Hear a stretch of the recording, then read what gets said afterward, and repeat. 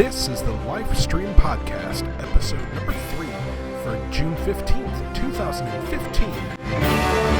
Hello everyone, and welcome to the Lifestream Podcast. I am Mike Ficklin, also known as Vader SW1 on the forums, and joining me on this mythic quest into all things Final Fantasy are Carly.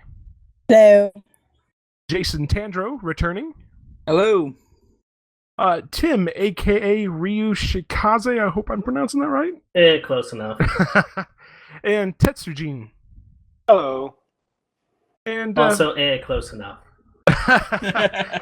You know, I try. I really do try. No, it's one of those things where if you don't speak Japanese at all, it can be hard to get the right cadence, but fuck it. You know, after getting 3 shoutouts in the 3 previous podcasts, now Tets is actually in the podcast. Yeah. I know, right? Yeah, it was about time. I promise you we were not leaving you out on purpose. Yeah, they were. They totally were. Be paranoid. So for those that are joining us for the first time, basically what this show will be about is for an hour or so every few weeks, we will discuss all things Final Fantasy and Final Fantasy related. We'll hit upon recent news and notes and delve into a different topic of discussion each episode. If you have a recommendation for something we should discuss, feel free to hit us up at lifestreampod@gmail.com or comment on the new episode posts on the forums each week.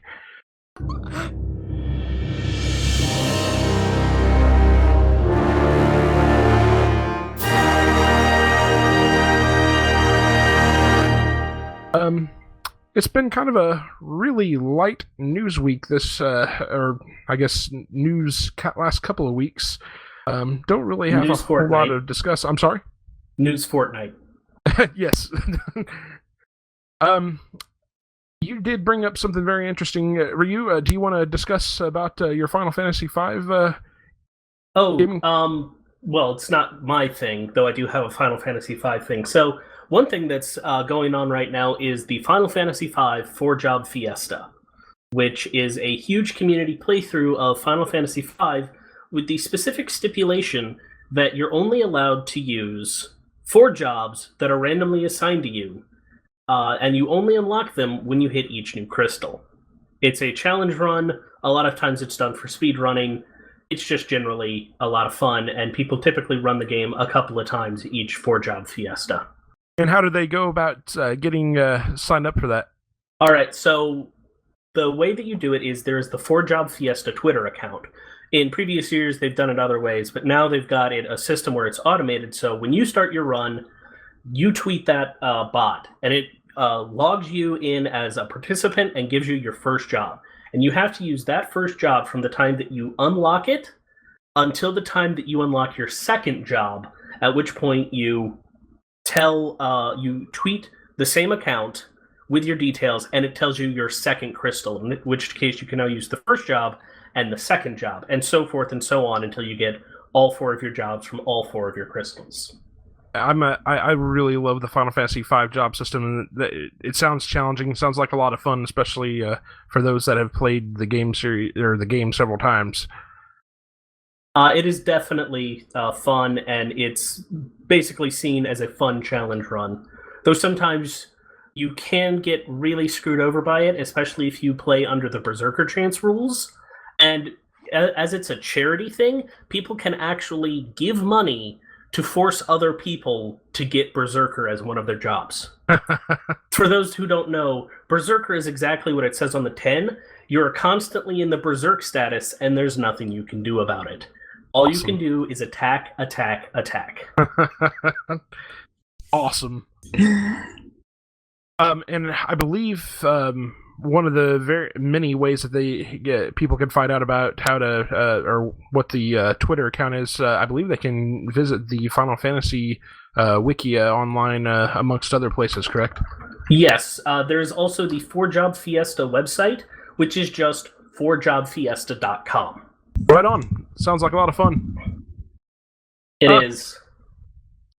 And a similar plug, I'm also doing a Let's Play of a solo job challenge for Final Fantasy V, but I can link that in the show notes and on the website, so let's not waste too much time on that. Oh, that's fine. Go ahead and explain. Oh, so a single job challenge is you take one character out of the 4, and they are one job, which you typically unlock from the very start of the game. Now, the run variation that I'm doing with a bunch of other people is called the Omni version, where you have access to every ability in the game, but you're still limited to one class. So you can normally switch out its passive for another passive. And this started with what the thread creator called the Omni Zerker Challenge, where they're stuck as Berserker, but they get to play around with access to other weapons and, techniques. A bunch of other people took this up to do their own class run challenges. I took up the Mime Challenge, where I took Kryl, a character who is not actually supposed to be in your party until near the end of the game, and turned her into a mime. And so my gimmick is that each boss I fight, I'm fighting it as the last boss I fought, or as best as I can emulate based on the variety of skills I have available. Mega Man. No, that's the Blue Mage run. But yes, basically Mega Man. This is more like Mega Man X, ZX Advent, where you actually turn into them. So let me ask: are you using some kind of like a Game Shark or a hack to unlock the mime job then or the mime ability right off the bat? I am using a series of codes actually. One to literally just swap out Bart's for Kryl immediately. One to unlock all the jobs from the beginning, and a third one to give all the abilities to Kryl also immediately from the beginning, and then a fourth one to give me all the Blue Mage, just so I've got something to work with, because Blue Magic actually has a lot of boss abilities in it, and what else am I got to do for some of them until I get late into the game? Right. So I assume you're doing this on the computer then? Yes. Right on. That sounds like fun too. I'll link it to the chapters I've already done, either in the show notes or somewhere on on TLS, and you can see what bizarre little tale I'm twisting. Perfect. I guess related to these challenges here, I go ahead and throw out that the Lifestream.net is currently running a Final Fantasy VII Community playthrough. It's already well underway, I believe. Folks are already in Chapter 4 in some cases, but it's not all of us.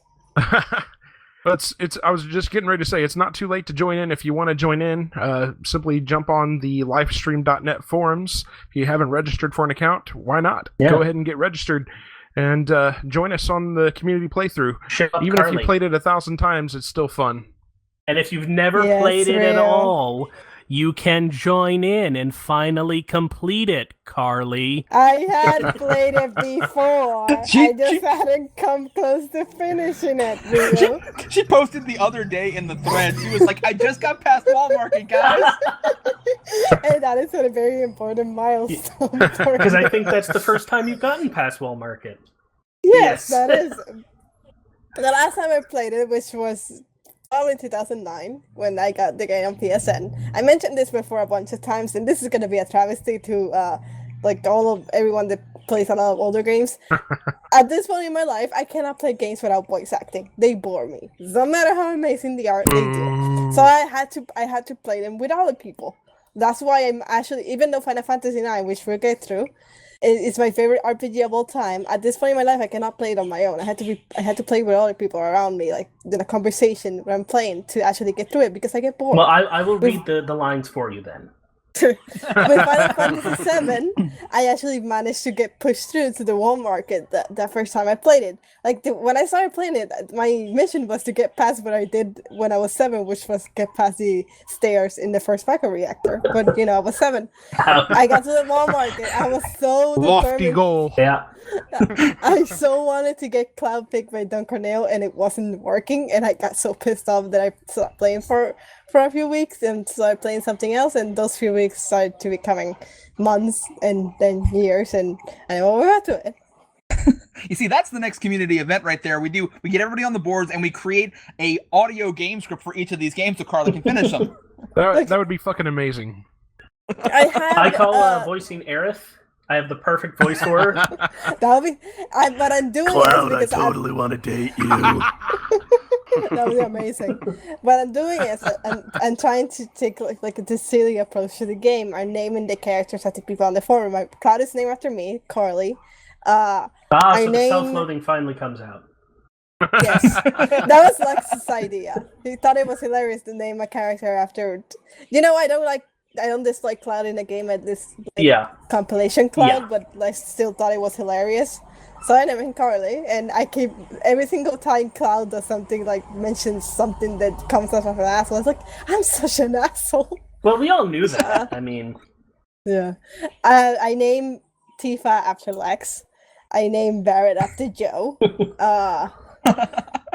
It's gonna keep going. I have Flint and Forge next because they would never stop nagging me about finishing the game. So I want to name him. I want to name one of them after Kaisef because I want to get back at both of them, and probably the other one I named him after Yuffie.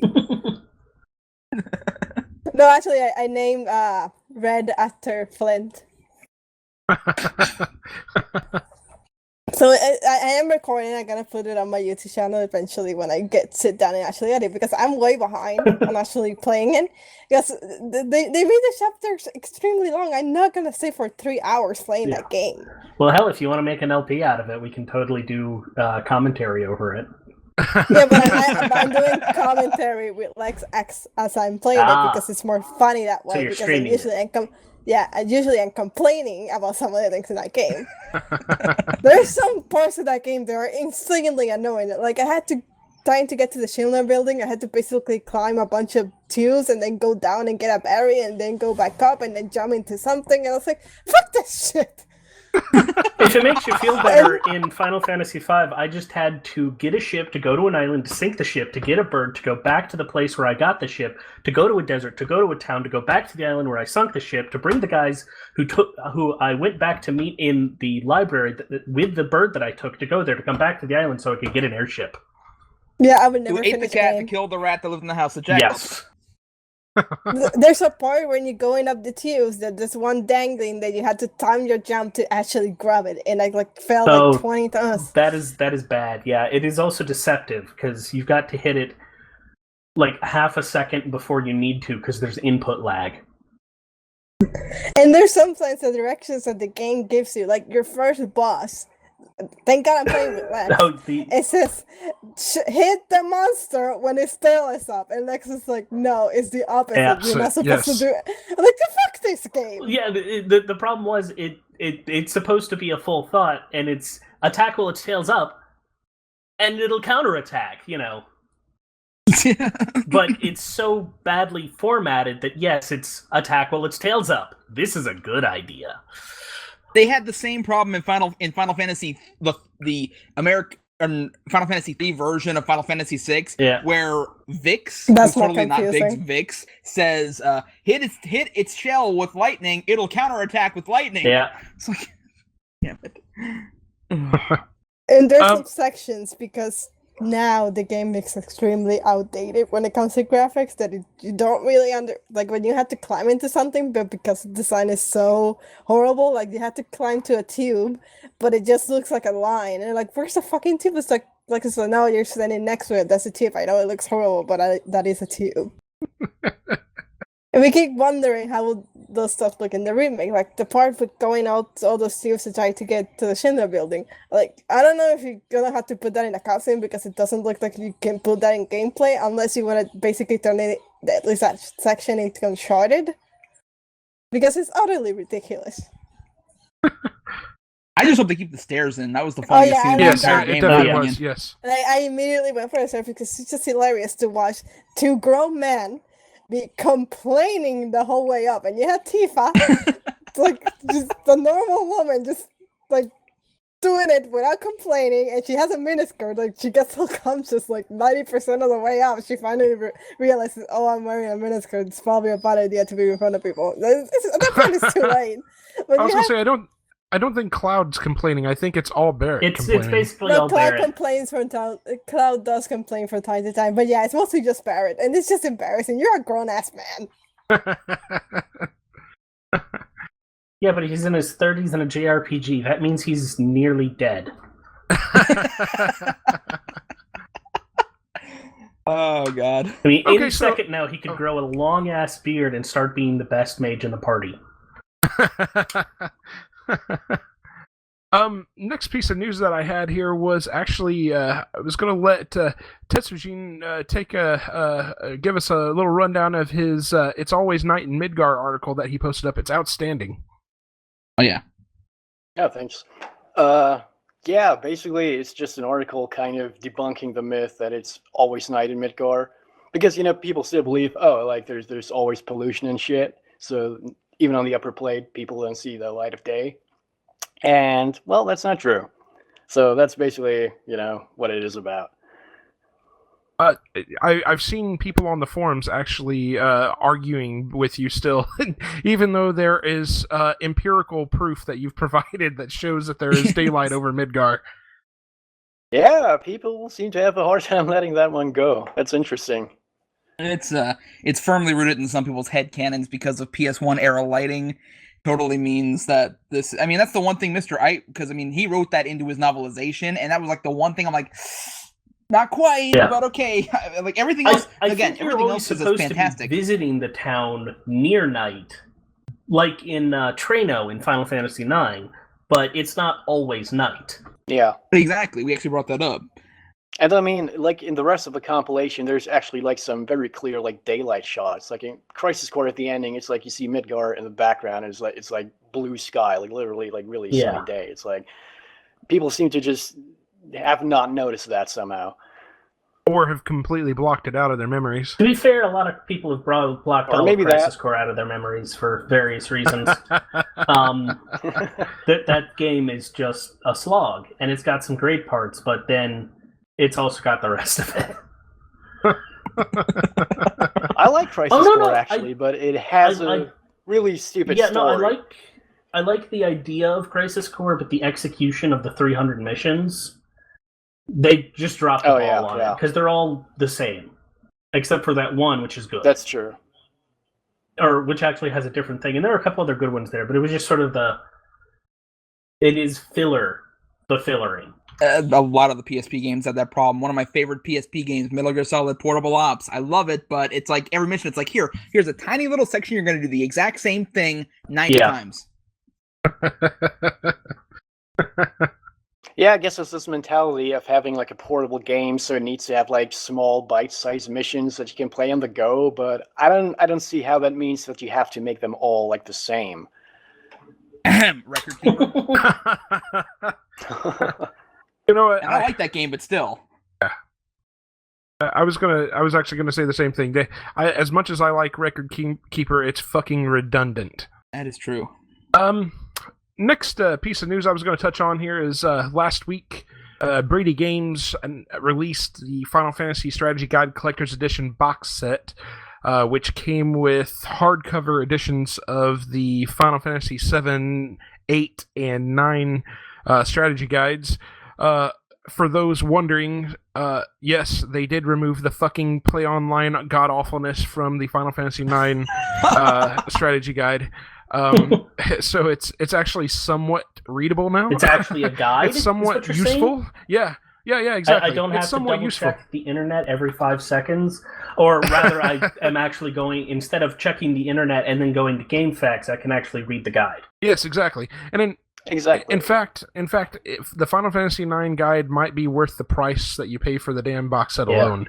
I actually got so desperate with the goddamn play online thing that I actually ended up taking all of the play online content and I turned it into a fucking PDF, and I have a PDF that's saved on on one of my USB drives to this day that I would go back and refer to when I replayed Final Fantasy IX. Fucking play online. God. What I can say about the other strategy guides, they really haven't changed anything. I mean, the Final Fantasy VII guide is the same fucking guide from 1997. The Final Fantasy VIII one seems to be about the same. They have gone in and given some nice updates to the images appearing in the books. They're more high quality graphics in there now. So I mean that's an up. But if you already own those guides and stuff, it may not be worth the while to you. The box set also came with an announcement that they were going to do another box set, which would give hardcover guides for Final Fantasy X, 10-2, and 12. Whatever, I guess. I could do without the fucking 10-2 guide. Whatever. Last little bit of news I've got here was just to bring up some corrections on a mistake from the second episode of the podcast here. We were talking about the world of Final Fantasy being released on mobile phones, and that is 100% incorrect. The world of Final Fantasy will actually be released on PS4 and Vita. Not sure that anybody still fucking cares about it, but... Nope, not even a little bit. Either the game or Vita, because both could be true. You know, I actually love my fucking Vita. Yeah, but it's a shame that it's not. It's just not supported. It was completely I have a mishandled. Vita. I have a Vita, which I love, and I have a game that I really, really love on it, Persona 4 Golden. That being said, I apologize to more Final Fantasy for making fun of the fact that I thought it was coming up on mobile. I still hate it. I still don't give a shit, and I'm still not gonna buy it. I have an important question for you, Carly. Do you have any other games for your Persona machine? For my Persona machine. That on the Vita that I play as much as Persona, no, but I do have other games that I got them for free on PS Plus. I just don't play them as much as I play Persona 4 Golden. Okay, I just had to ask because I literally have a friend who bought a Vita just to play Persona 4 Golden, and then he has never touched it again. His roommate gets more play out of it. It is oh yeah, worth no, buying. I mean, I'm probably going to get a PlayStation TV at some point, and I'm totally going to run through Golden on it. It's a shame because that game is fantastic. It should not be exclusive to the Vita. And a lot of people are not able to play it because, well, they're not going to buy a fucking Vita just to play Persona 4. I feel the same way about Muramasa, The Return. That game should definitely be on another system as well. My entire thoughts on the world of Final Fantasy is, like, to this day, I'm holding out hope that it was just, like, the fake trailer before the actual movie. Like, it's one of those, like, Tropic Thunder trailers. So you're hoping we get Tropic Thunder it's like, game? I'm hoping we get, hey, guys, this was just a troll to make the extra thing seem even better. No. You know, it's Square Enix that they're not that smart or smart at all. Also, I really would prefer just the Tropic Thunder, the game. Get on that. You specifically. With all these really shitty mobile games that they keep putting out for the Final Fantasy series, it begs the question whether their thumb is really that far off the pulse of what the gamers want, or if this is more of a US way of feeling this way, and maybe the Japanese don't feel that way about the mobile games. I think mobile games are actually really, really huge in Japan, so that's why Japanese companies... The thing is, though, even in Japan, the market itself is having trouble, not because people aren't buying them, but because, well, for a similar issue as to why there was the video game crash of 82 or 83, there was just way too much in the market for anybody to make a proper profit. Now, I don't think there's going to be a similar crash, but I do think we're just going to see a lot of people getting whittled off very quickly in the next couple of years. Yeah, I think you're probably going to start seeing of this big indie game creators movement. I think they're going to get bought up or merged. I am seeing a society, at least here in America, I don't know how it is in Japan, but here in America, where, I mean, for people are going out and cashing out their life savings to play freaking Candy Crush. I think mobile games are going to do okay over the thing is that's the whale culture, and you can only milk the whale so long. That's a very interesting way of putting that, Ryu. That, believe it or not, that's not me inventing terms out my ass. That's somebody else inventing terms out their ass that actually caught on. Hunting the whale Now that sounds like milking the whale. No, hunting or milking the whale is actually mobile industry speak for designing a game so that a lot of people don't really put much money into it, but one person or a couple of people put a whole hell of a lot of money into it. I think MatPat actually mentioned that in his video on that stuff. The problem is that that's not a self-sustaining market because eventually the whales run out of money. So it's basically a get-rich-quick scheme that can't sustain.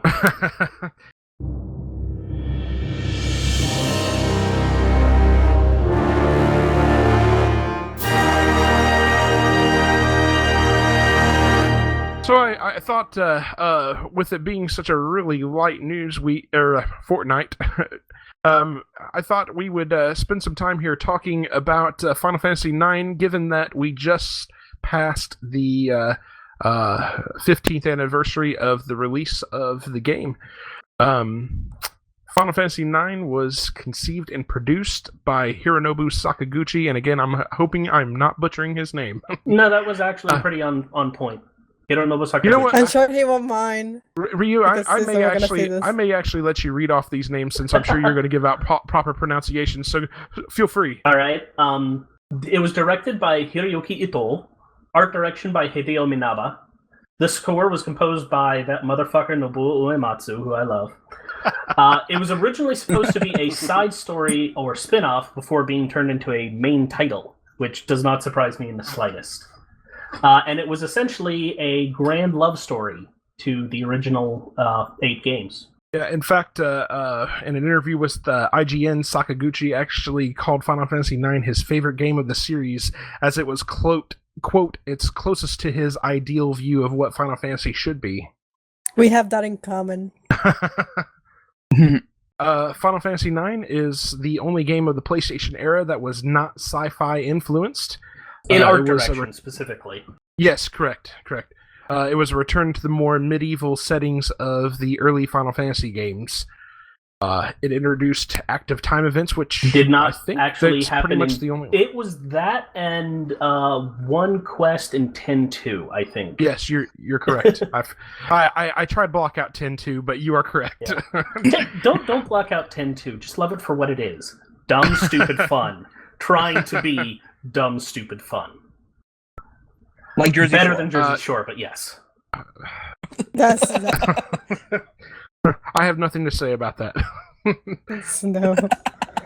I can't believe we actually got Jersey Shore mentioning here somehow. It's actually in. It's don't actually even know in what the that contract. is. It has to be mentioned once per episode. Yeah, It's a very piss poor reality show. Feel fortunate you do not know what it is. Surreality show. I mean, we are dealing with people from Jersey. Final Fantasy IX also brought back character classes. Fixed character classes. Correct. Yes. I wish I would have put fixed in there because that's actually a good point. Yeah. Brought back fixed character classes. I think for the first time since Final Fantasy IV. Am I remembering that correctly? Well, it depends on it. Bizarrely, it actually depends on how you declare a class, because you could say that 6 had them as well, or in a way that 8 did. But 4 or 6 were definitely the ones that had them the closest to fixed in the main line. Whereas in 8, you could see where they were coming from, that they were more suggestions because of the magic system. Yeah, I guess I don't consider 6 fixed because of the ability to basically teach all your characters all the magic and abilities and such across the board. Yeah, but only they all have their fixed secondary special. So only Locke can steal. Only, Gotcha. Okay, yeah, that makes sense. Makes total sense. Yeah. So just for those that have never played Final Fantasy IX, which if you haven't, why not? But for those that have never played, or maybe it's been a long time since they played, quick plots on the game. And this is thanks to JasonTandro here. The game centers around the thief Zidane and the heir to the throne of Alexandria, Princess Garnet. The thief group Tantalus stages a kidnapping to get Garnet safely away from her insane mother, Queen Braun. Is that how you pronounce the name? Braun, yeah. Yeah. And into the hands of her uncle Sid, regent of the Kingdom of Lindblum. Things don't go according to plan. Zidane and Garnet are joined by a host of other heroes, including the precocious young mage Vivi and the stalwart knight Steiner. In their quest to bring peace to the continent, they uncover a plan to use constructed combatants, simply referred to as the Black Mages, to invade neighboring kingdoms. As the quest goes on, we find that the queen was influenced by the mysterious and impractically dressed Kuja. And practically undressed Kuja. Who has his sights set on world domination through magic. The quest to stop this true villain will take the heroes across their world and into another as they uncover the true nature of Kuja and of the insidious mist that covers their homeland. And no, Garnet is not voiced by Estelle in this one. Sad to say.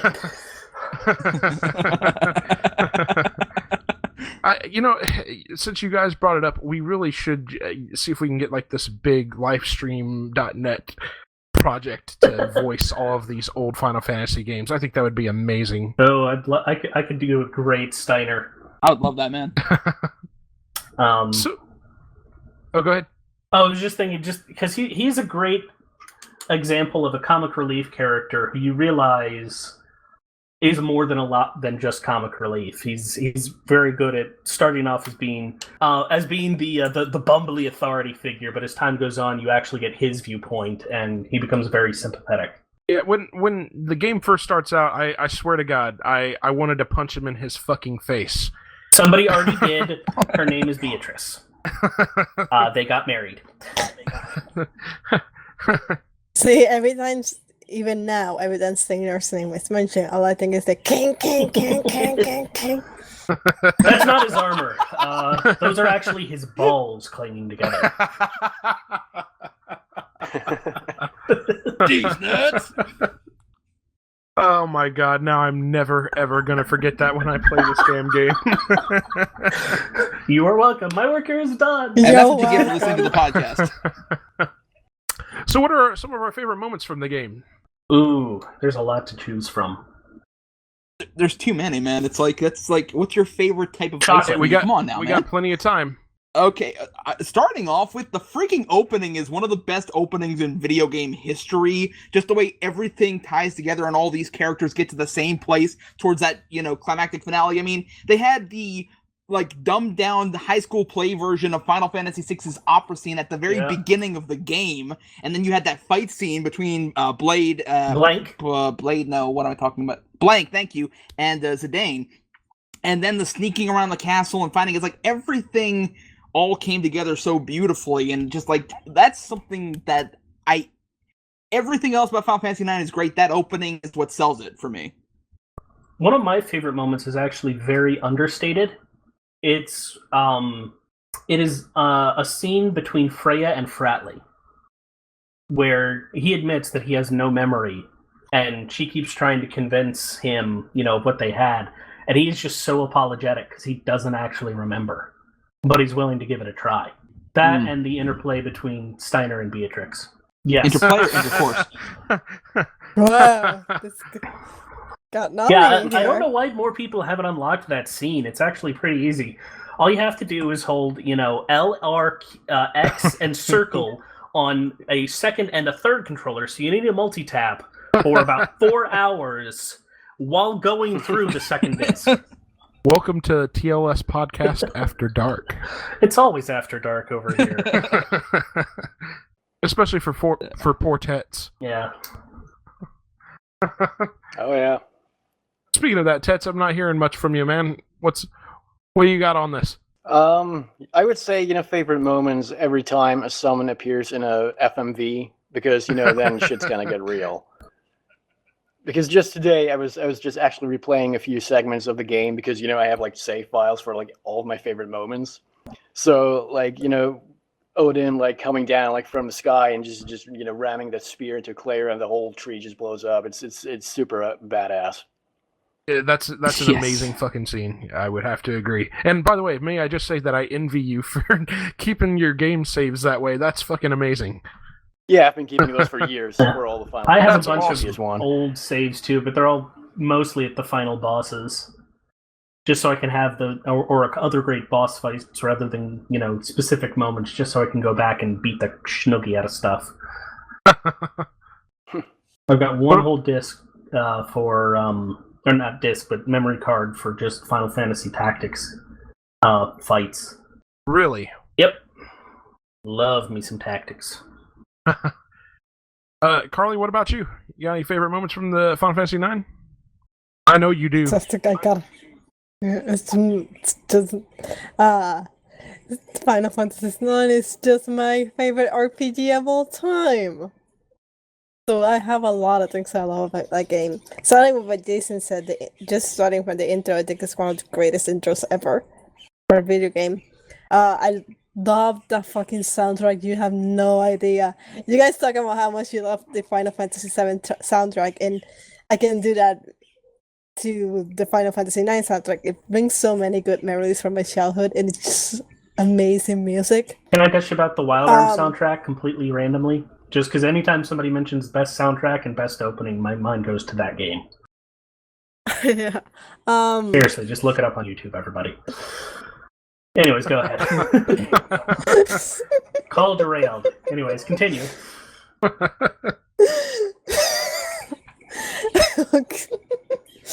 Okay, I need to. Okay.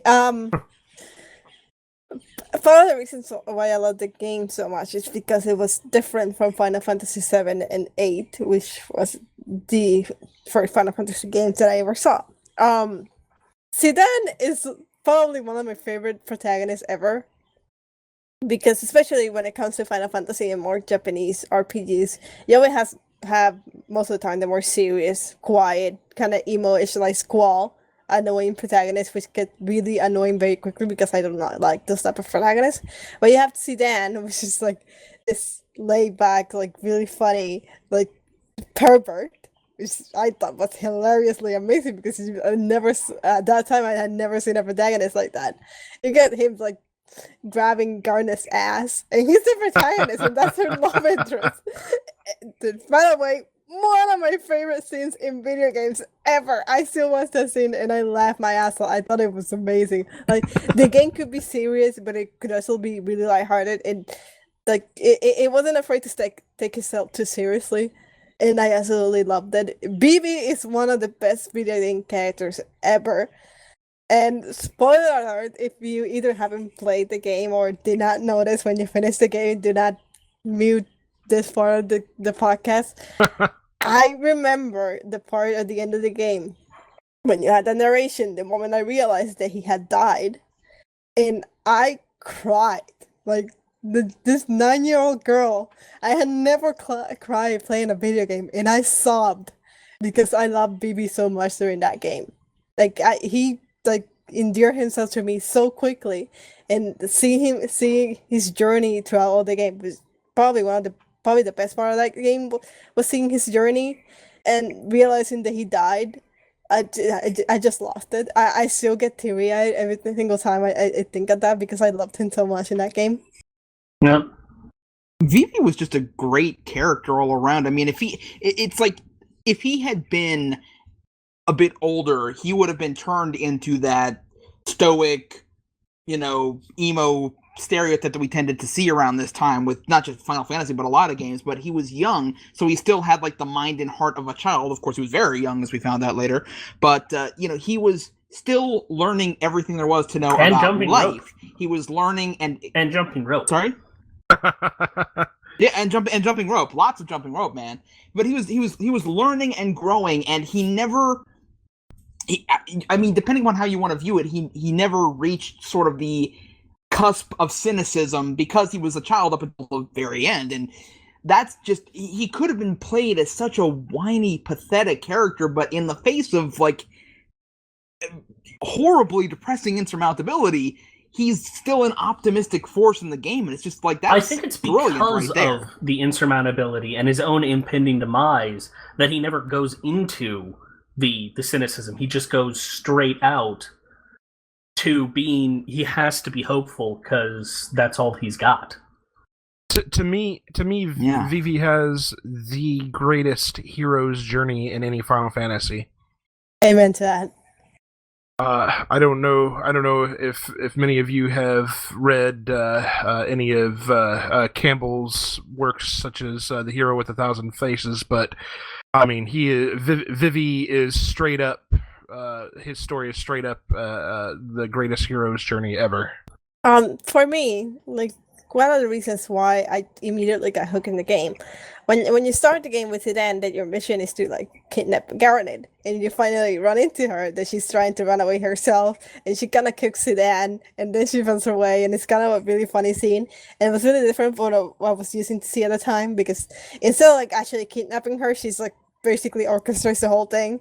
Like she's the one dictating what's actually happening. It's like, oh, this not only is it's really funny, it's actually amazing, and I loved it. I love Garnet. I haven't said this already, but I love her. That scene when she cuts her hair, that's one of my favorite scenes in video games. This is the thing. The only character that I didn't like from the party was Amaranth.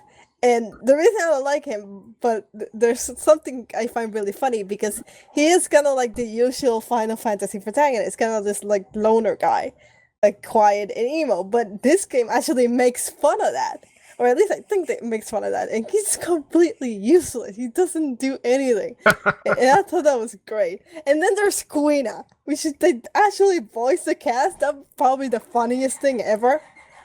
Can you imagine? Because everyone kind of has a different idea what Queen is. I don't say his or her because we don't actually know if it's a female, if it's a male, but it's funnier not actually knowing. Yeah.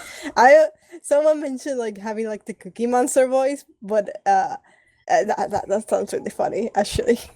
I think Queen of Species are specifically non-gendered, completely asexual. That is... Or if they do have a sexuality, it's food sexual. But that's the one species you always know is good for eating out. Oh, but you don't want. Well, maybe you want them eating you out with those tongues. Going back to the kind of the back game. to After Dark. Which I'm going to say, there's the scene where they're trying to get to the village. And they don't, like, you had to go to the marriage ceremony, and then goes to the whole thing simply because he wants to have sex with Garnet. Which for a game that's actually for children, I was laughing my ass off because I understood what he was trying to do. And holy shit, that was amazing. It's like, that was one of the funniest scenes in the game, man. That's just like... That entire series of Active Time events just in the freaking dwarf, it's just like, my god, man. When he tries to go for the kiss and Garnet just like casually walks away without paying him attention, and he just like face palms into the floor. Like, we need more heroes like the 1980s comedy pervert archetype. We haven't had another protagonist like Zidane. We keep going back to more like the loner, moody, quiet guys in this. You're right. I hate those characters so much. If we ever get another Final Fantasy 13 game, we need to make Lightning a complete pervert. Well, I don't know about that. We didn't with the dress up already. We got the dress up, but she wasn't macking on everybody. But no. I'm gonna defeat the god of the world in my bikini. To be fair, so is Zidane. Let's be fair. It runs in the family.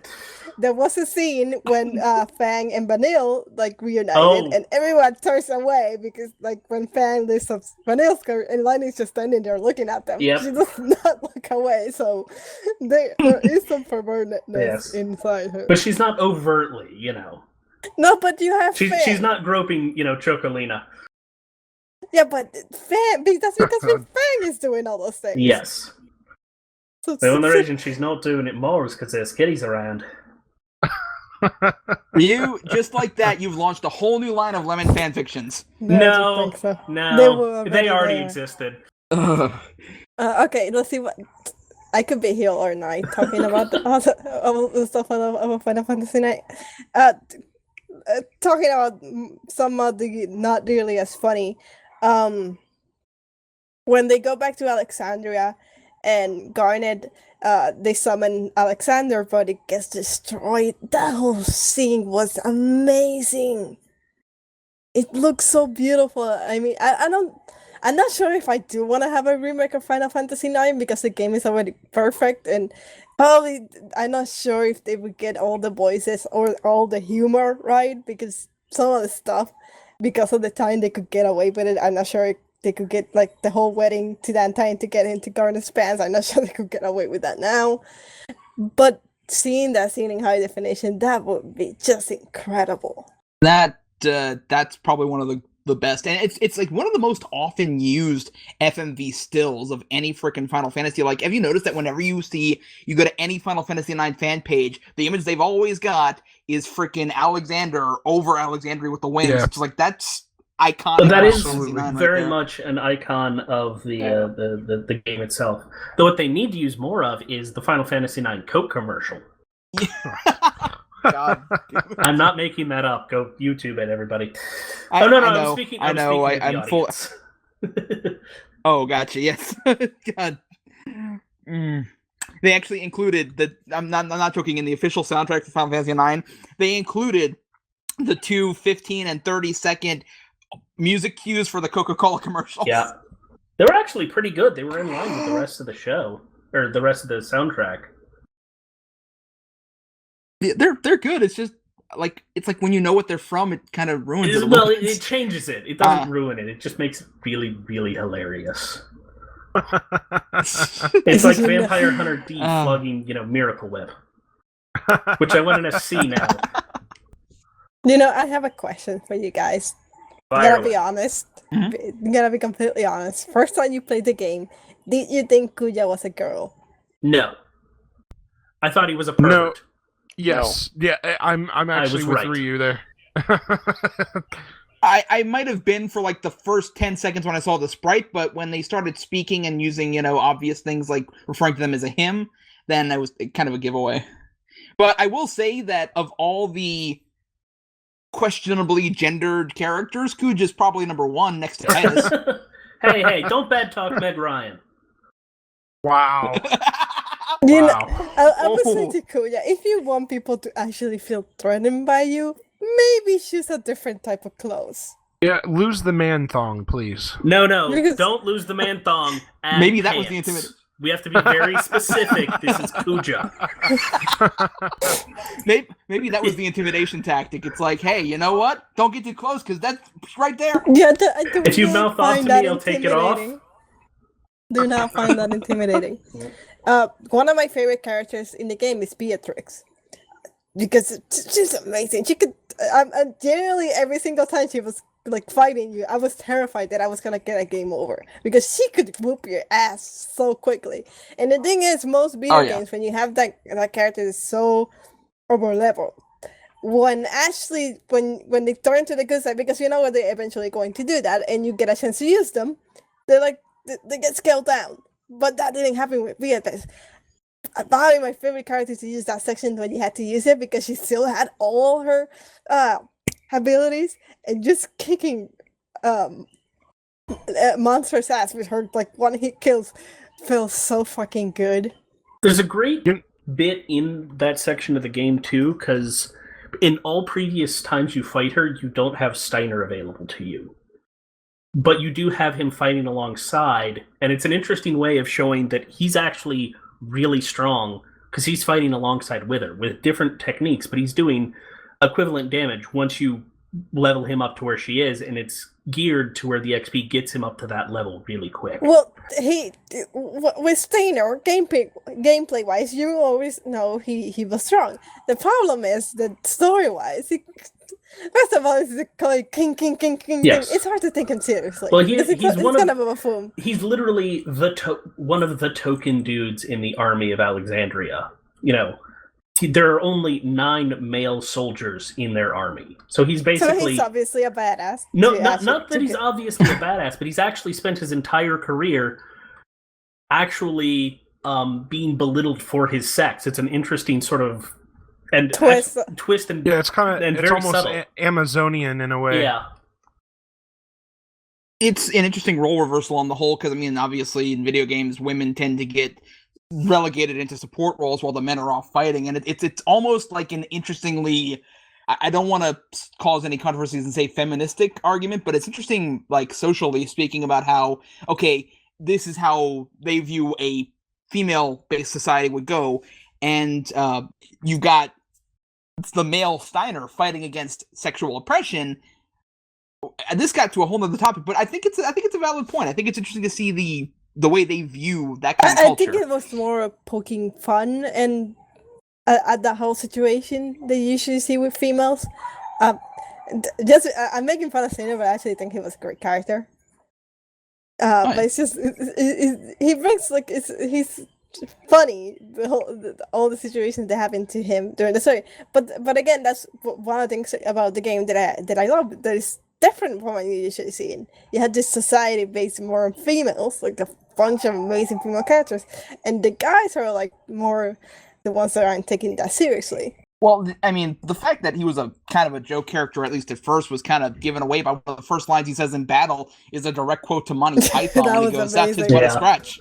On the other hand, though, it was but a scratch. I love the fact that his best armor is literally 10 armor. There's like one thing that I never understood, and who would marry the queen? How drunk do you have to be to marry that woman? And how the hell did she have a good-looking daughter? Presumably she was not always quite so brawn. More importantly, spoiler alert, Braun wasn't actually Garnet's mother. Garnet did look similar exactly to the original Sarah, which is why they could replace her. Oh, yeah. I missed that part. Yeah. So there you go. I forgot about that part. The point still stands. How does she have such a good-looking daughter? One, there's a very good chance that she married somebody who had very good genes, and that why did he marry her? Probably because knife point or political allegiance. Yes, because it might have been, probably Sid's brother. Which would explain. Yeah, because he does say it's uncle. Yes.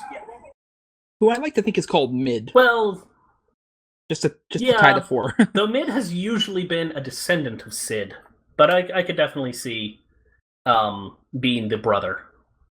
But the joke is that she's ridiculously ugly. She is. Though the question is how much of that is a recent thing being corrupted by Kuja's dark magic.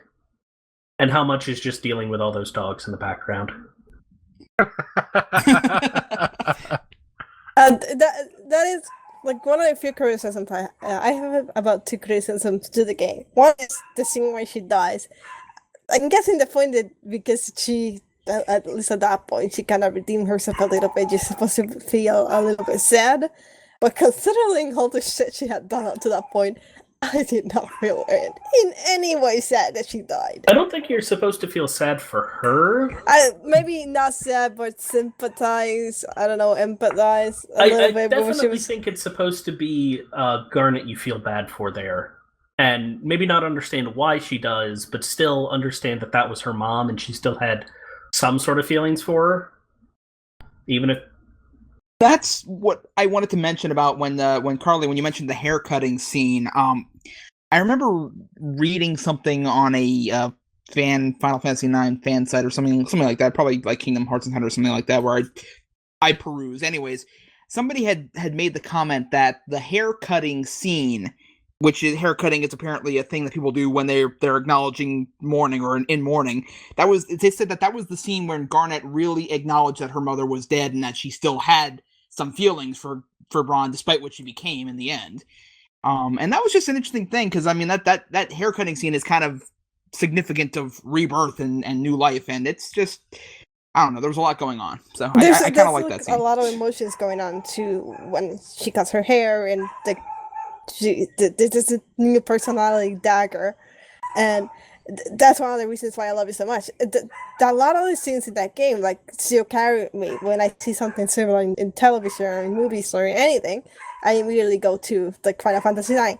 There was I know Rio has. I'm not sure if he still watches the show, The Legend of Korra. Yep. The scene in book 4 when Korra cuts her hair in kind of similar fashion. I totally saw Garnet in that scene. Yeah, immediately it was like, this is like the Garnet Final Fantasy IX. It's like that was actually my comments. Like, oh, hi Garnet.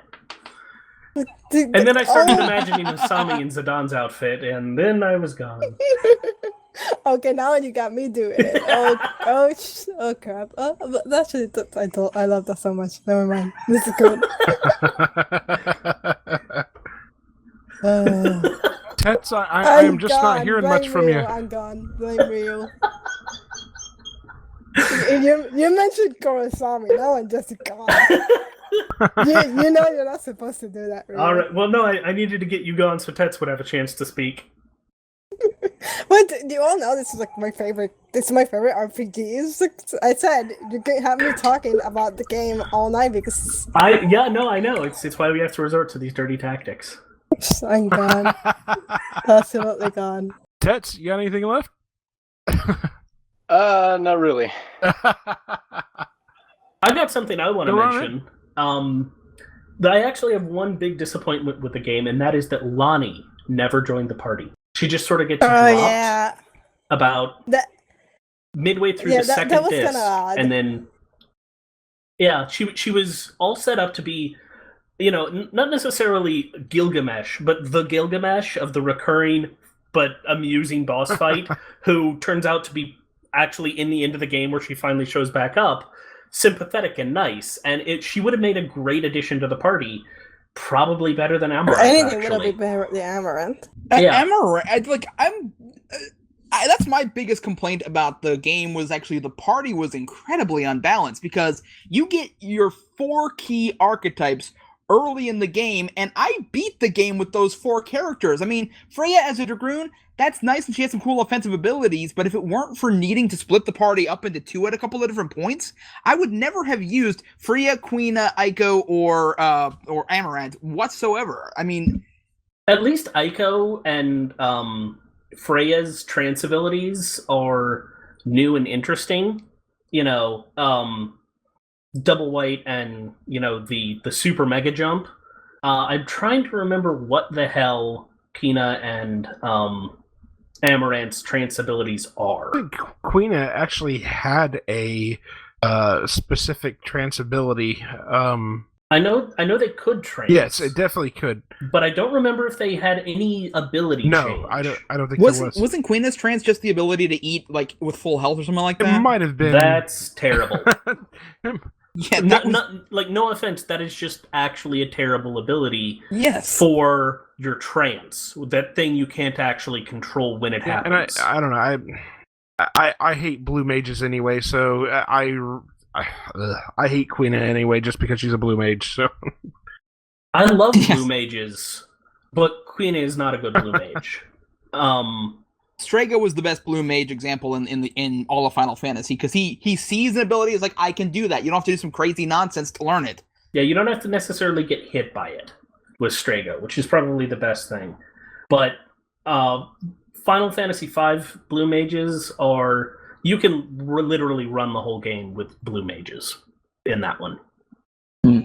They're not so good in Tactics Advanced 2, but you don't care so much. They're still fun. Yeah, if it comes to the job system, I'm all over the job system. That was the one redeeming factor about 10.2 was that it used job system, and that was so much. I mean, again, 10.2 that was the everything entire was terrible. Point of 10.2. Like 10.2 wanted to be we're the job system. Oh, we should make a game. We should make a plot for this. Fuck it. It's 2 years later. Shit's peaceful, but maybe something's going down. Honestly, we're gonna do Charlie's Angels with job system.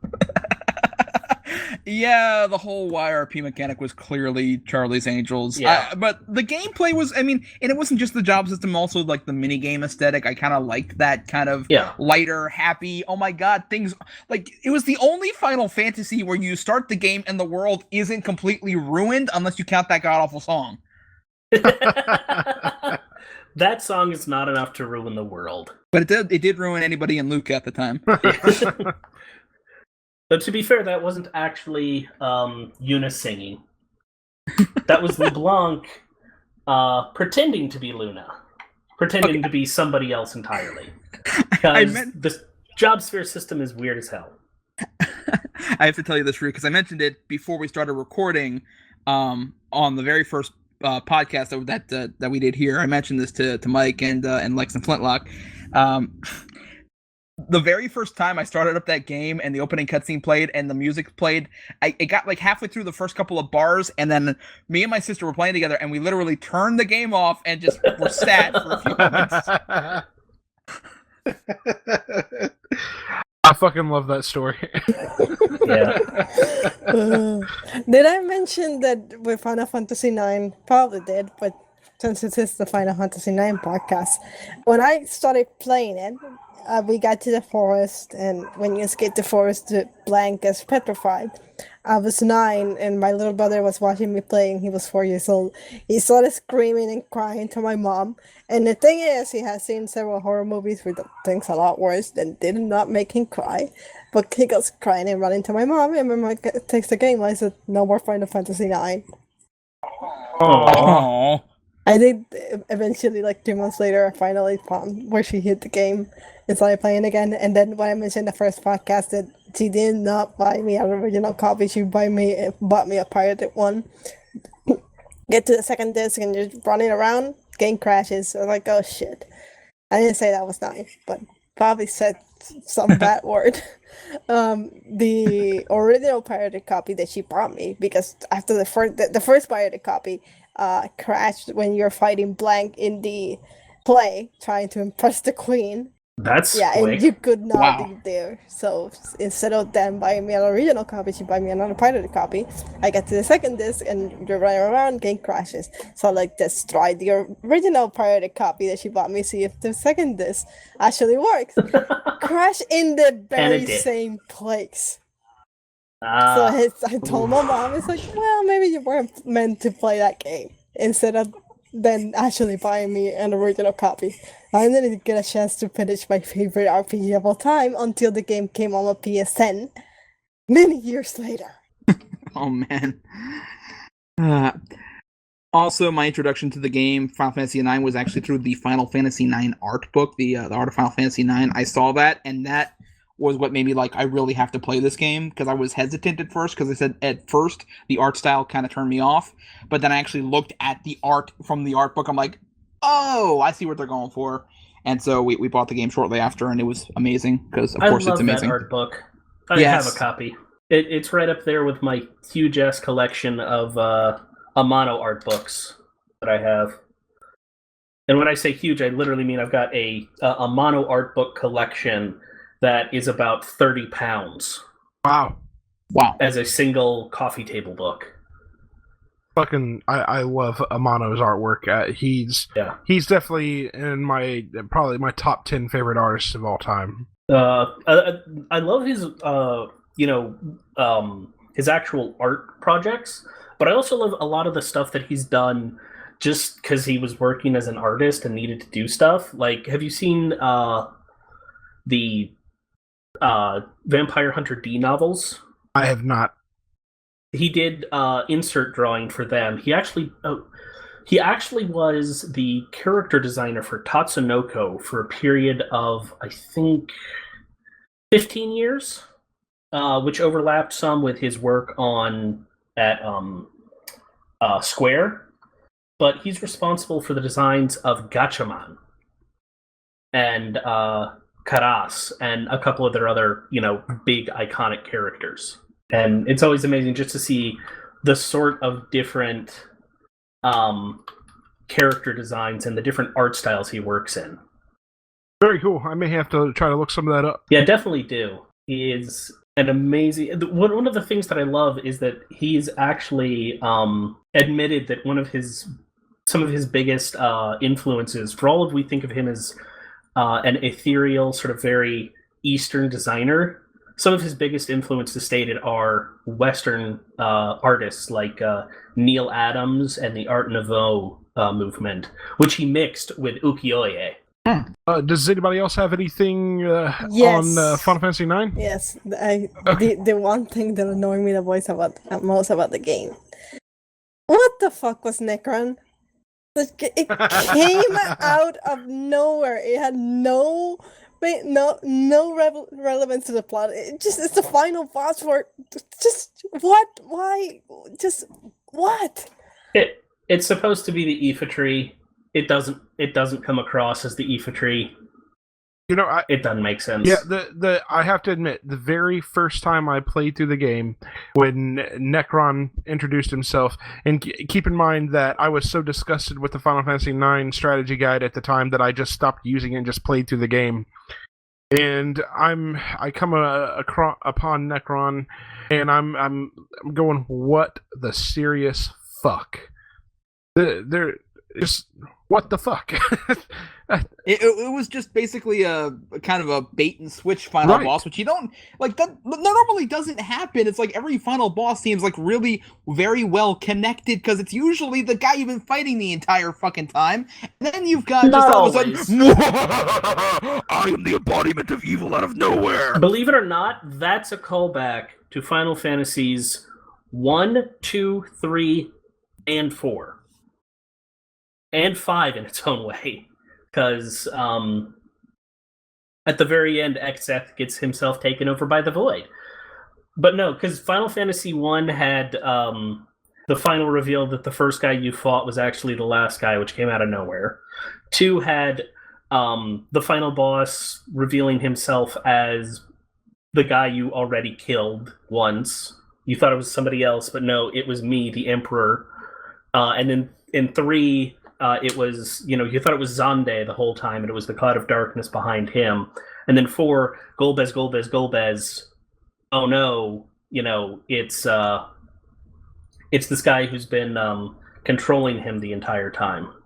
But I mean, like I've seen with 1 at least. I mean, aside from the whole chaos out of nowhere, there were at least mentions. And Zeramus, I believe, was actually mentioned by Fusoya in 4, yes. So there was like kind of a trail. He was, but it was not until the second to last dungeon that Zemus was mentioned, and then Zeramus himself was just sort of a what?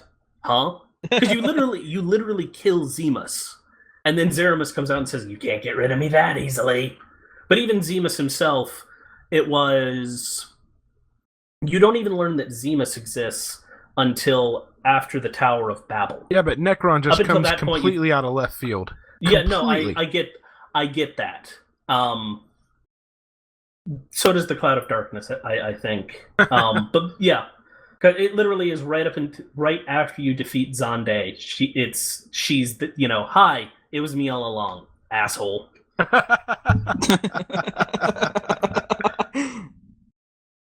A brief side note, this is another Squaresoft game, but there's something similar that happens, although if you go back, it kind of pieces together.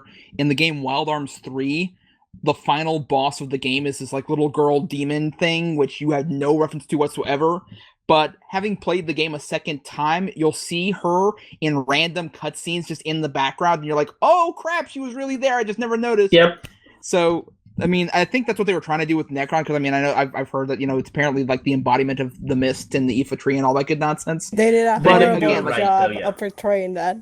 They didn't. Do a name drop at least. Yeah. It's is it mentioned at all in the Ultimania guide? Yes. The what? Yes, it is. It is explained in the Ultimania, which is where we get the idea that it is the spirit of the Aoife tree. My God, I wish they would fucking do an English localization of those Ultimania guides. I'm trying to remember if it's explicit or if it's inferred, but Necron is directly tied to the life force of the Aoife tree, and that is why the Aoife tree starts dying once you defeat Necron. And that's why it goes into those death throes. See, those are the kind of things that you're supposed to actually explain in your game, not in that fucking book, Square. I am completely in agreement. No, I'm like saying that directed at Square. All right, you might need to speak up a little. That never works. They are a bit on the crack and pandering to the Fujoshi right now, so. I don't understand why the fuck they wouldn't release those Ultimania guides in English. It just doesn't make any sense whatsoever. It can't be translated. It's Square Enix. Because they think Americans can't read? No, it's Square Enix. If it made any sense, they wouldn't do it. They have to make things that don't make any fucking sense. Besides their 200-page documents, they don't want to waste the time and money translating them. And then there's the shit that we get that was translated that they don't feel is going to sell over here, like the Final Fantasy Advent Children. What's that one called?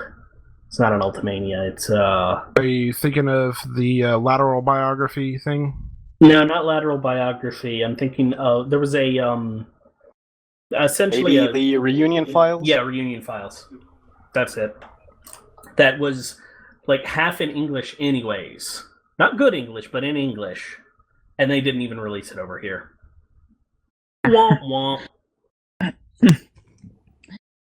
Oh boy. They're making a Final Fantasy VII remake. I just hope like this is like the beginning, like the fog is beginning to come away, and they're like, oh, wait a minute, we actually have to do what the fans want again. Maybe.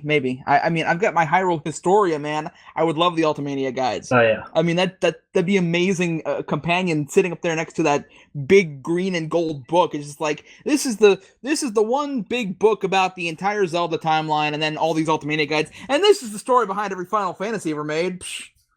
Who the fuck wants to read that? Not the Final Fantasy fans. Certainly not them. I mean, hell, I own a copy of the Kaitai Shinsho for Saga Frontier, and that's a hell of a lot more obscure game than Final Fantasy. So if I'm going to buy that, Final Fantasy fans will buy a translated Ultimania. Amen. Totally agree.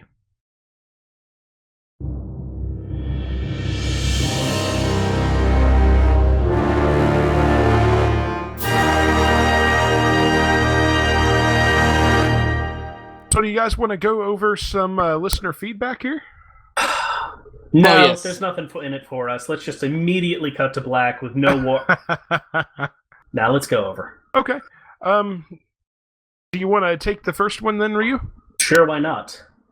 Monterosa on June 17th, 2015 at 11:14 p.m. This is important, take notes.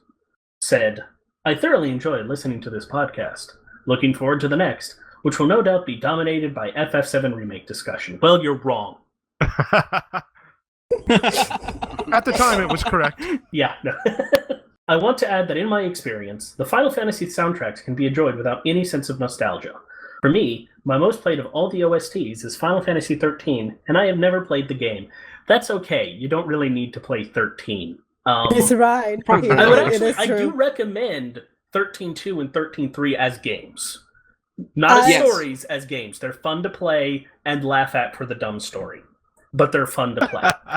If you can get them for free and not pay any actual money. Oh no, like you can pay, $20-$30 for them and it's still worth it. No. Yes. That's debatable. I'm not putting $20 or $30 into that. And I would say the first Final Fantasy, or the first Final Fantasy 13 is worth it for the fighting mechanic. I really enjoy the gameplay as far as the fighting mechanic is concerned. I do like the mechanic, but it's if literally it had a jump to where all the mechanics are unlocked button, I would appreciate that so much more than the several hour unlock. Anyways, to finish up, the soundtrack is absolutely masterful, and I feel sad that so many fans of Final Fantasy are overlooking it because of negative feelings towards the game. Now, I agree, it does have some great goddamn tracks, like the rockin' ass chocobo themes that it's got. I love I really love the battle theme for not the boss fights, but for just the regular encounter battle theme. Blinded by the Light, that's amazing. I love that track so much. I love that. That's probably one of the better of the more recent Final Fantasy battle musics, because, I mean, to be honest, I didn't really care for most of 10 and 10.2's battle music, and 12 didn't really have battle music except for boss fights. And then you have 13, which just has this glorious sci-fi inspired fanfare music, which is amazing. But 13 has one of my favorite tracks in any Final Fantasy, and it's kind of obscure, but it's just, I love the soul behind it. Daddy's Got the Blues. I love that track so freaking much. I actually used to have a podcast around with these other guys, and I would always open with that song because I loved it so much. It's just such a good bluesy, soulful guitar piece that you don't really get much these days. No, I think everybody right now didn't respond because they're all on YouTube looking for their favorite song. Yeah. That is definitely not what I'm doing. Okay, so some of us are doing unspeakable things to a cabbage. That's also not happening. Yes, technically it's called lettuce over there. Tets, since you are actually on the pod with us, do you want to read your feedback next? Are you? If not, I will read it in the silliest voice I can. I vote for that, actually. Please do All right. that. Tetsujin posted 3. Episode 1 discussion about the FF6 battle theme. FF6 battle theme is certainly longer than a 15-second loop, though it's about a minute. 3. Mini episode. Edit. On the topic of Uematsu, he wouldn't be needed for orchestration because he doesn't do those. If you look at any orchestral FF pieces, you'll find they have been arranged by others, often used to be Shiro Hamaguchi in the past. Now Kazuhiko Toyama is often involved, and Advent Children had both, eh? Also, the guitar-heavy AC soundtrack is to blame on Keiji Kawamori, and the other dude, whose name I've forgotten at the moment. Have you remembered it? All right then. AC was largely their gig in arranging Uematsu's original compositions. Edit 2. I like how our podcast is shaping up so far. Good work! Tess, you have to do something about that voice, man. You know, that sounded almost like Satoru Iwata. It actually kind of makes me sad right now. Please understand. Claymore posted. No, I'm not going to do a Satoru Iwata impression for Claymore. That is disrespectful to the man. I have to say that just real quickly on the guitar-heavy Advent Children soundtrack, I am kind of over the guitar-heavy soundtracks in general. I want to return to just regular classic orchestra. I would be fine with that if that's what they did with Final Fantasy 15. I want a whistling heavy soundtrack and a Wild West theme and a focus on guns that are sort of magic and a dying world. And basically, I want Final Fantasy to be Wild Arms. Just because I would love for a new good Wild Arms game. Hey, that Wild Arms 3 had a great soundtrack too, man. So does Wild Arms. Actually, they all do. Even Wild Arms 5, which is Wild Arms 5. But the series is unfortunately effectively dead right now. Well, they made The Last Guardian, so anything's possible. True. They also made a tactics game, and a Wild Arms tactics game, combining all the best bits of Final Fantasy Tactics and Wild Arms. Jason, do you want to read your feedback here? Yeah, totally. I'll have to do it in some sort of obnoxious accent. Carly needs to read Claymores. Okay, well, that's Carly. Carly, you want to read Claymores? Did we lose Carly? Oh, Carly's muted right now. It's probably really loud over there. Let's start with Jason reading yours. Yep, go ahead, Jason. Alrighty. Lex once commented that he liked my southern accent, and I didn't realize that I had that much of a southern accent until he said You don't actually have that much of one. That's what I was saying. You do have one. You do have a southern tinge, but it's not a full-on southern accent. And I say that as somebody who's very into accents. Well, I'm weird, because whenever I'm talking to somebody at the hotel, if I find that they've got a really thick southern drawl, I'll start talking with more of a southern drawl for a sort of a comfort thing. It's like, hey, I'm from around here, really. Actually, no, I was born in Massachusetts, but it's all the same. But I'll read mine in a real thick southern accent for Lex. This is for you. Dude, I have a thing for all the accents. Flint, Lex, and Imperator, and I'm just sitting here with my born American accent. Edit. So, podcast great, guys, or great podcast is what I wrote there. I can read as good. Expected. Hey, I just learned how to read, man. West Texas. That Elmo, he's a funny son of a bitch. One of you should make a thread or poll or something about how the voice acting in the remake that their Samuel L. Jackson tangent made me literally lol. You picked the wrong house, motherfucker. Also, Lex, I hadn't played that much Crisis Core there, and I want you to know, thanks for your suggestion here. Fulfilled Desire will be the track and in my 5-part compilation OST evaluation with.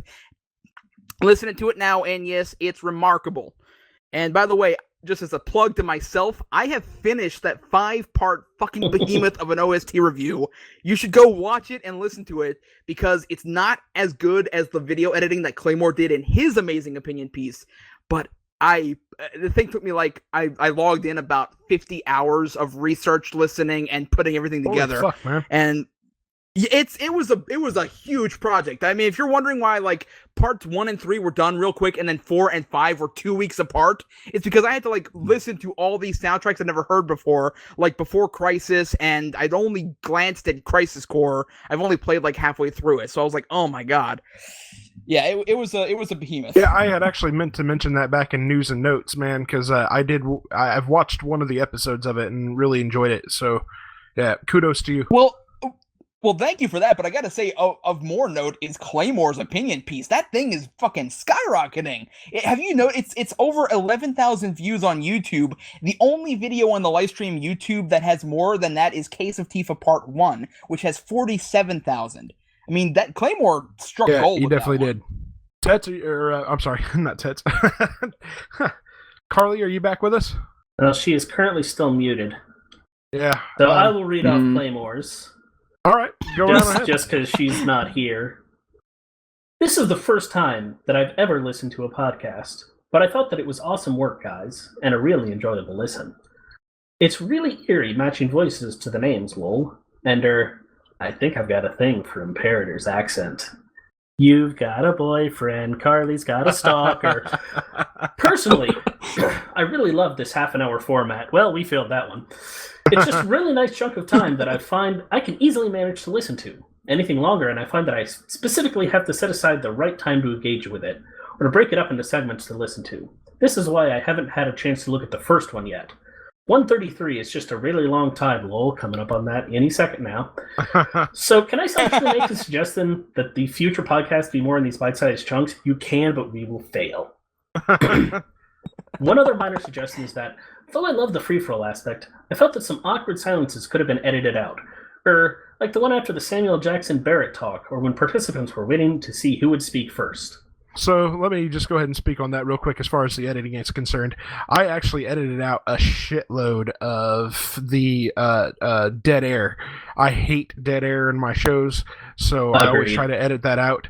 So the little dead air that kind of, or the awkward silence that kind of followed the Samuel Jackson remark, specifically the remark made by Flintlock, I think was more just from the odd remark that he made.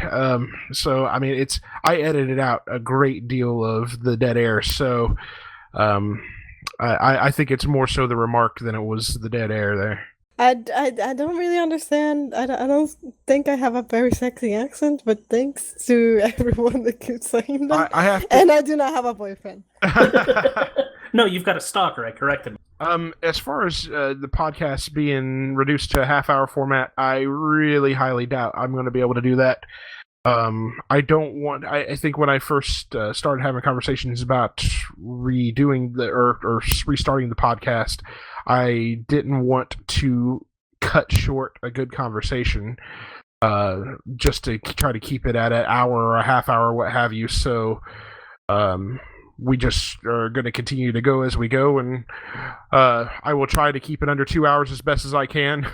But periodically, we will definitely run into an hour and a half for sure. Yeah, that definitely happened in the ones I edited too. Yeah, we talk too much to be able to keep a podcast, unless it's one topic like the one from the remake announcement. 30 minutes is never going to happen. Yeah, maybe 30 minutes a topic. I'll read Fangu's if you want. Alrighty. Fangu posted. I like the 30 minutes. Get more Batman-y. I think I've said that before in regards to our get podcasts. More Batman-y. I like how the full... Too Batman-y? Like it wasn't a bunch of guys talking. Some podcasts tend to be. It was interested in participation. Participators. I went to bail on it. Well, okay, I gotta stop that. My throat's dying. You can go Adam West then. Okay, it was interested participators with a lot of passion and knowledge on the topic being discussed, old chum. Which is something the Bat Computer says we think should always strive towards. You're kind of going between Adam West and Bill Shatner there. 6 of 1. The format and editing feels professional and well done, except one thing of personal taste. I'm sorry, but the outro is utterly ridiculous. It's way too American for my taste. XD. Oh, and I think Flint's comment about Samuel L. Jackson was brilliant. That's Flint for you. Never stop being you. That's like 3 people who said Samuel L. Jackson was a good idea right there. So Flint, you should feel happy. But Well, he it was should be actually Yuffie. originally my idea, but I think what they were actually referring to was the fact that when I was trying to discuss the dead air there that followed Flint's actual little pun that he threw out there, that I think that's actually what that remark was about. I think Fangu might have taken that the wrong way. Well, congratulations for you then, because that was funny as hell. Pixel posted that he was hoping we'd have a live reaction recording to put in there. Yeah, so I actually would have loved to throw some live reactions into the Final Fantasy VII remake episode that we did. I had been told before we started recording, though, that unfortunately a lot of the live reaction recordings were lost somehow. I think Carly could probably elaborate a little bit more on that. She was actually on the Skype call, I think. Unless she's still muted. Oh, so I was on that too. What? And, Lex threatened you at gunpoint it just to didn't delete the record. live recording you had? That was actually Lex, and it was an accident because Twitch now doesn't automatically save your recordings. You actually had to set it up. So he has that set up in his account, but he wasn't aware that doesn't set up automatically, and he was using the TLF account. We had an amazing reaction. Like, all of us were either in the call or in the chat. I was swearing like there were a lot of curse words. Lex lost his shit. Yeah, I so actually it's a heard the real recording, so I'm shame. surprised that it didn't get saved. Yeah. I would have loved to have inserted the live reaction recording, though. So that was an unfortunate thing there, and guaranteed next time there's something big like that, I will try to pull a live reaction recording to put in the show.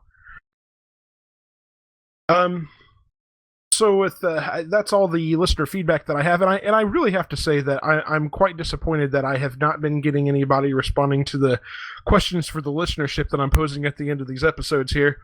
So I really want to hear from you guys. So please start responding to the episode posts that I put up. Send me an email.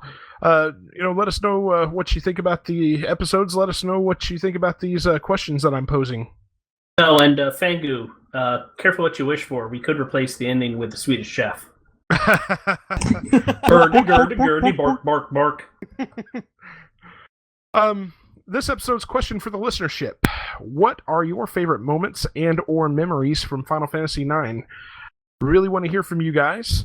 So please send your questions, feedback, and answers to the question to us at lifestreampod@gmail.com. You can also reply to the episode posts each week on the Lifestream.net forums. Please leave us feedback on iTunes as well. This actually helps our podcast get noticed. Without feedback, our podcast basically sits in the dark. It will not come up as one of the top search options in iTunes when you search Final Fantasy. We need feedback, folks, so please leave us some feedback. We will do our best to read your questions, comments, and feedback on the air. And with that said, we'd like to thank you again for listening to the Livestream podcast. Take care and always protect the crystals. Because if you don't, real shit, Magset's coming back. Music featured on this episode is courtesy of Incompetech.com.